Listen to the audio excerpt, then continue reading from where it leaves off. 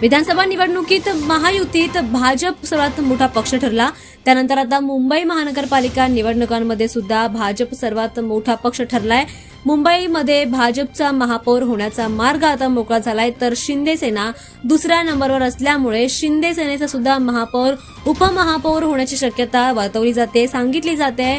ठाकरे बंधूंना अपेक्षित यश न मिळाल्यामुळे त्यांचा पराभव झाला आणि दरम्यान मुंबईच्या महापौर पदासाठी निवडणुका 28 जानेवारीला होणार आहेत। मुंबईचा महापौर भाजप की ठाकरे यांच्या शिवसेनेचा, यावरून आता गेल्या काही दिवसांपासून चर्चा सुरू होती। कालच महानगरपालिका निवडणुकांचा निकाल लागला आणि त्यानंतर भाजपा सर्वात मोठा पक्ष ठरला। त्यामुळे आता मुंबई महानगरपालिका निवडणुकीमध्ये भाजपने सर्वाधिक जागा जिंकल्यामुळे महायुतीत सर्वात मोठा पक्ष भाजप ठरला आहे आणि त्यामुळेच या नात्याने मुंबईच्या महापौर पदासाठी त्यांचाच नगरसेवक बसणार हे आता निश्चित झालंय। मात्र महापौर पदासाठी अद्यापपर्यंत आरक्षण कोणत्याही प्रकारे काढण्यात आलं नाहीये। मात्र नेमकी महापौर पदाची माळ आता कोणाच्या गळ्यात पडणार हे पाहणं महत्त्वाचं ठरणार आहे। तो उपमहापौर पदासाठी कोणतंही आरक्षण नसल्यामुळे शिंदेच्या वरिष्ठ नगरसेवकाला उपमहापौर पदाची लॉटरी लागण्याची देखील शक्यता सांगण्यात येते।